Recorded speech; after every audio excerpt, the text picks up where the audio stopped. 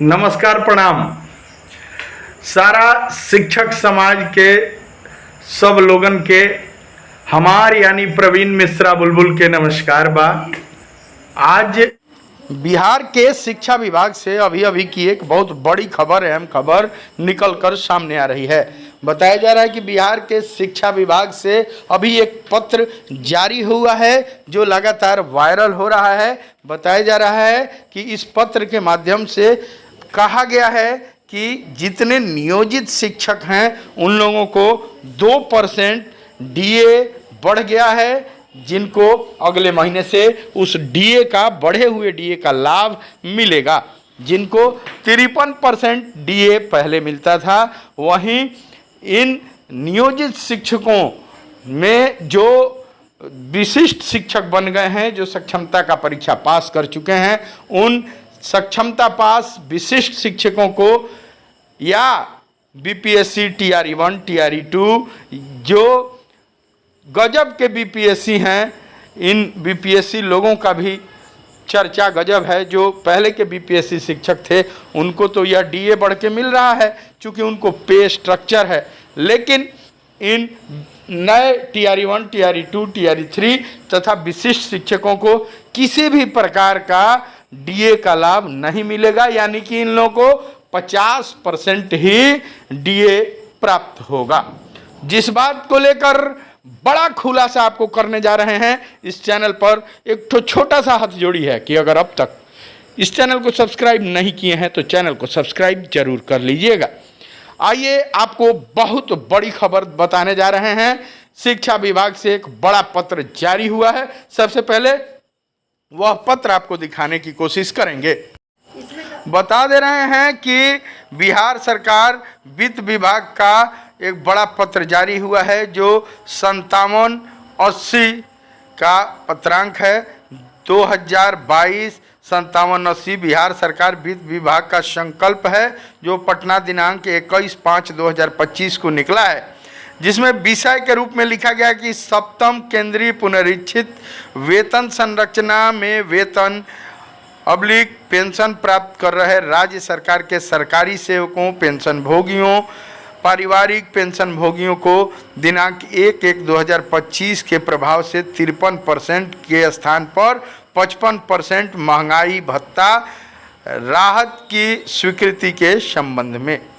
अब आपको समझ में आ गया होगा कि जिसका वेतन संरचना है, यानी नियोजित शिक्षकों का वेतन संरचना है, यानी पे स्केल है, और वेतन संरचना जिसका होगा उसी को सप्तम केंद्रीय पुनरीक्षित, यह वेतन संरचना वालों को का डीए यानी कि महंगाई भत्ता आपको 1/1/25 के प्रभाव से 53% के स्थान पर अब 55% महंगाई भत्ता यानी कि डीए बढ़ के मिलेगा।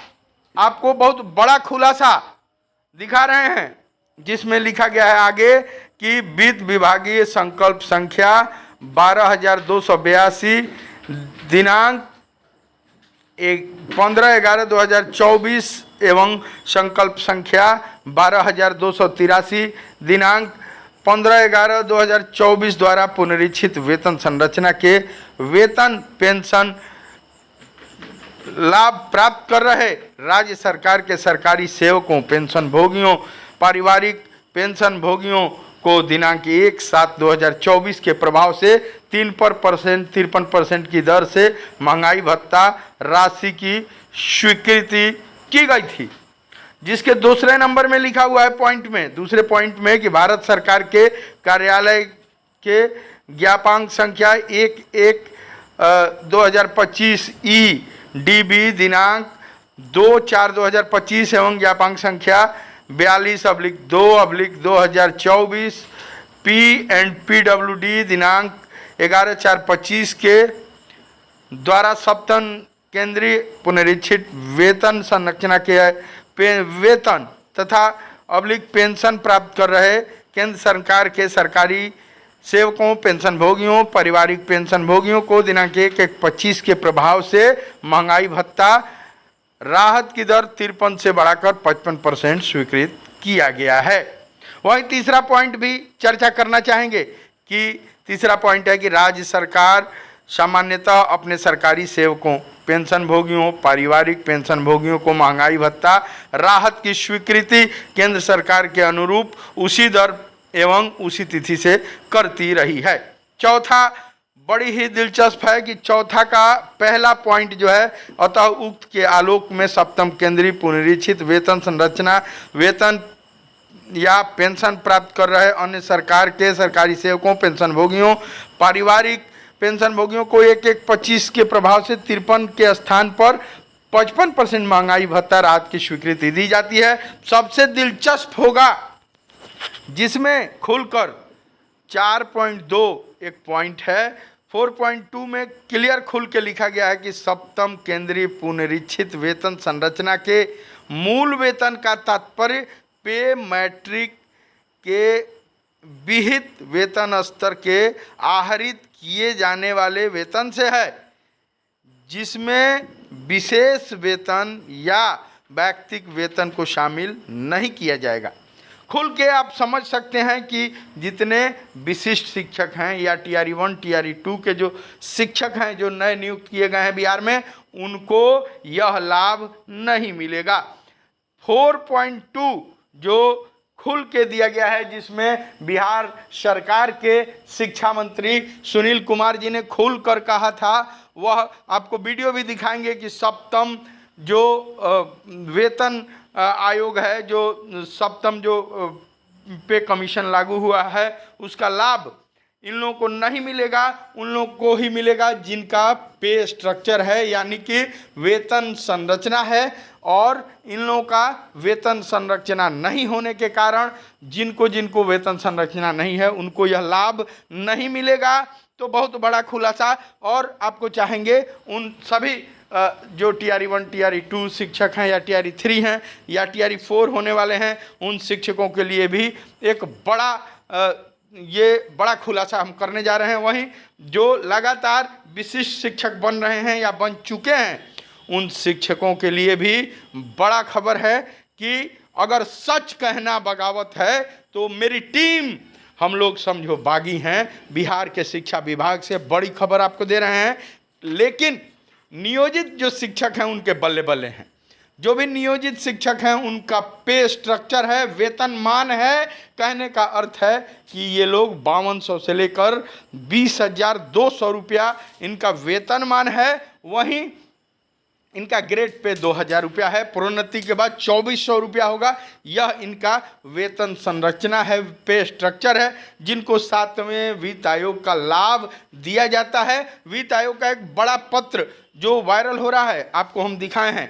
अब आपको यह भी बताना चाहेंगे कि जो लोग सक्षमता परीक्षा का पास कर चुके हैं और जो नियोजित शिक्षक जो नवनियुक्त हो गए, देखिए परीक्षा देना उचित है, परीक्षा आप दीजिए, अच्छी बात है। लेकिन किसी भी प्रकार की अगर आपकी 22 साल 20 साल 18 साल 15 साल पहले की नियुक्ति है, वह नियुक्ति स्वतः समाप्त हो गई, त्यागपत्र मान लिया जाएगा जिस दिन आपने NOC दे दिया, जिस दिन आपने उस सक्षमता का परीक्षा दिया, ऑनलाइन फॉर्म भरा, उसमें NOC लगा, एफिडेविट दे दिया और आपने नियुक्ति पत्र प्राप्त कर लिया नया ज्वाइनिंग करके। और जहां नौकरी कर रहे थे वहां नई ज्वाइनिंग उसी रजिस्टर में आप पुनः कर लिए, यानी कि यह नियुक्ति आपकी नई हो गई। अब नई नियुक्ति हो गई, नई नियमावली 2023 की जो विशिष्ट शिक्षक नियमावली बनी है उसके आधार पर आपकी नौकरी नई हो गई। 1/1/2025 से लेकर 7/1/2025 को आपने ज्वाइनिंग कर लिया।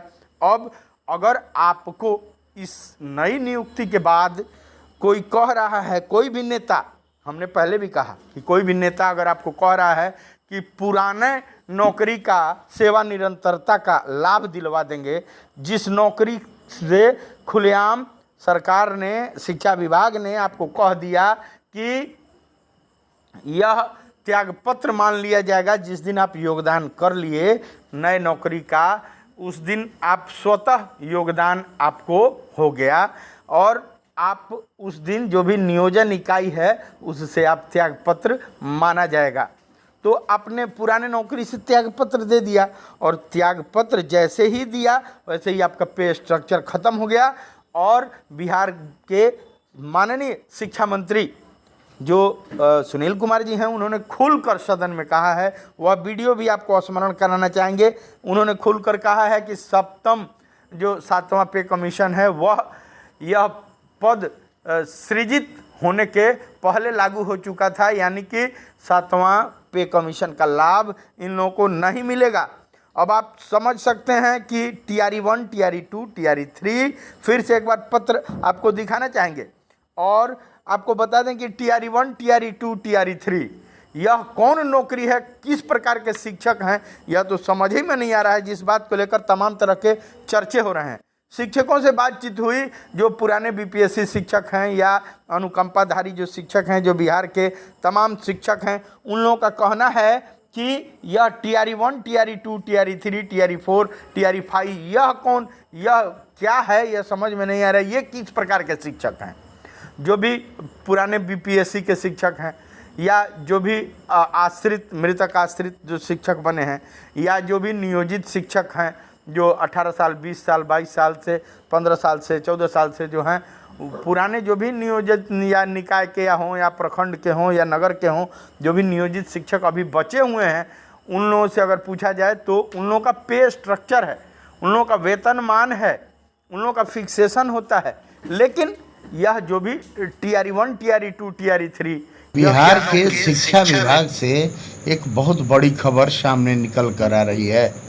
बताया जा रहा है कि बिहार के जो भी नियोजित शिक्षक हैं, जो 18 साल से, 20 साल से, 22 साल से लगातार नौकरी कर रहे हैं और 60 साल के लिए जो नियमित हैं, वे नियोजित शिक्षक ही पूर्ण राज्यकर्मी हैं।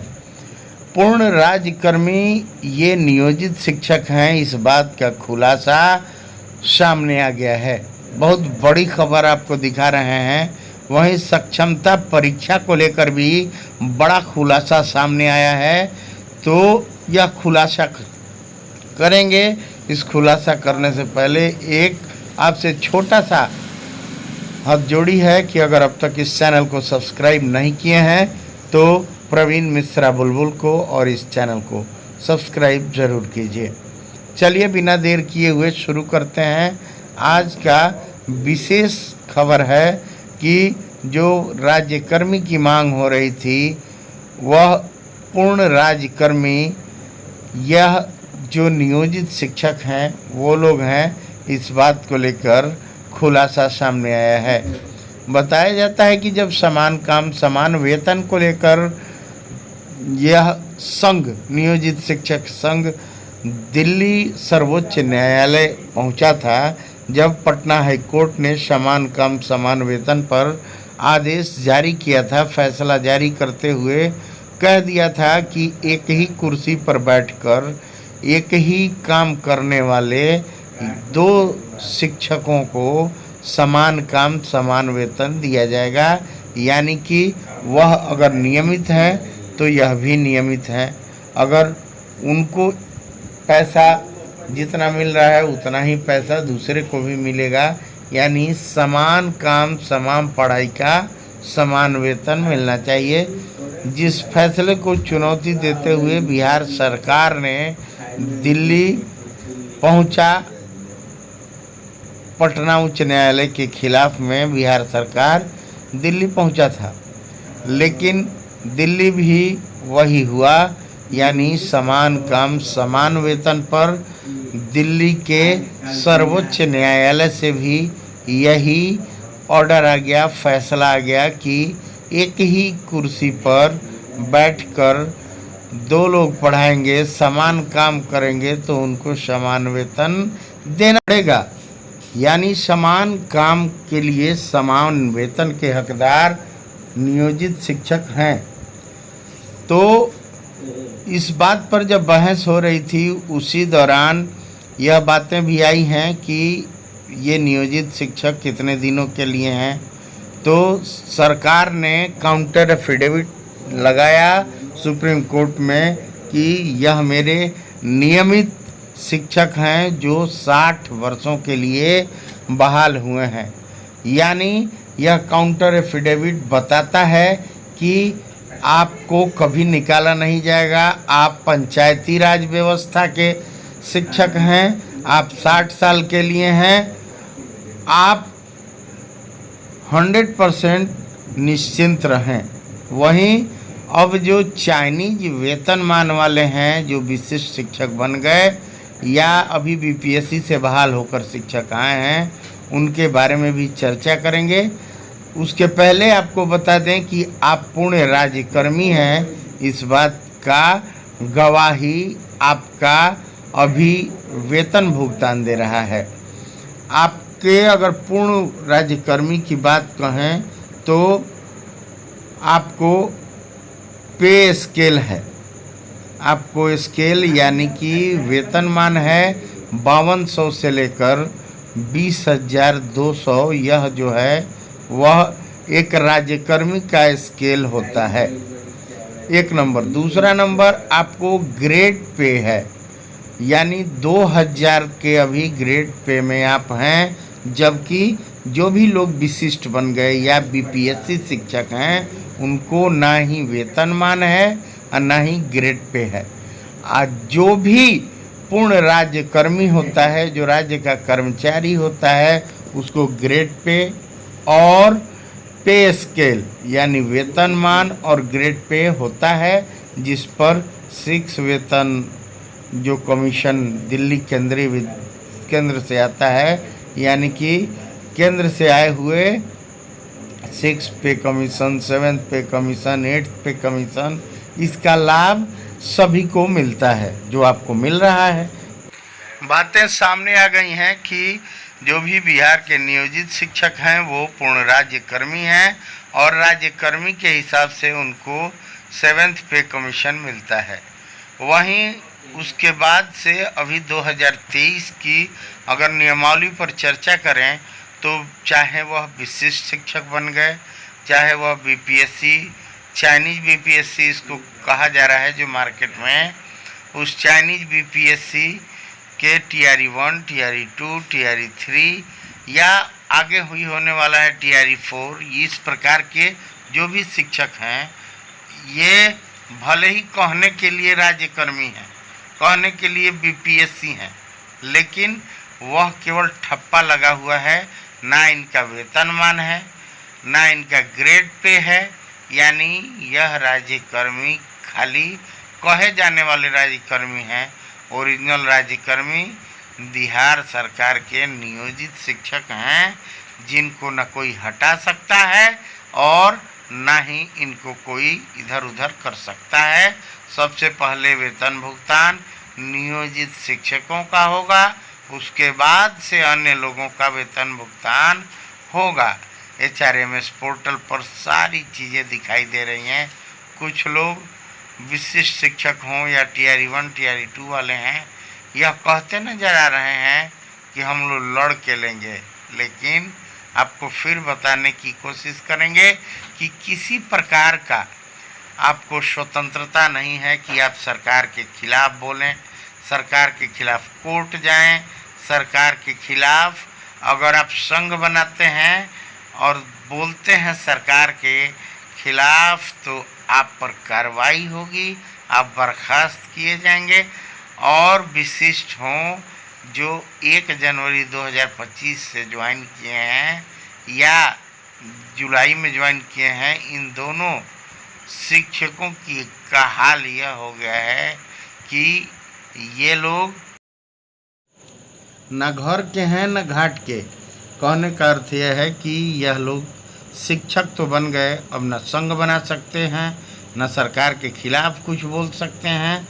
यह भले ही राज्यकर्मी सबको सरकारी बना दिया गया है, लेकिन अगर ग्रेड पे और पे स्केल की बात कहें तो वह छीन लिया गया है, वह ले लिया गया है, जिसको लेकर ही अब बातें जब सारे शिक्षक समुदाय में चर्चा हो गई है, सारे लोगों को जानकारी हो गई है, तो नियोजित शिक्षक लोग फॉर्म भर तो दिए, 1, 2, 4, 10 लोग तो भरे हैं, लेकिन सक्षमता 3 का आयोजन सरकार को, बिहार के शिक्षा विभाग को रद्द करना पड़ा, जो 10 मई को आयोजित होने वाला था, उसके बाद से 17 मई को आयोजित होने वाला था और डेट बढ़ता जा रहा है।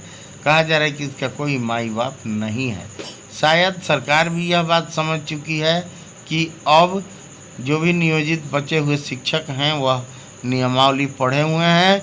2020 नियमावली के तहत उनको प्रोन्नति मिलेगा, उनको कालबद्ध प्रोन्नति मिलेगा।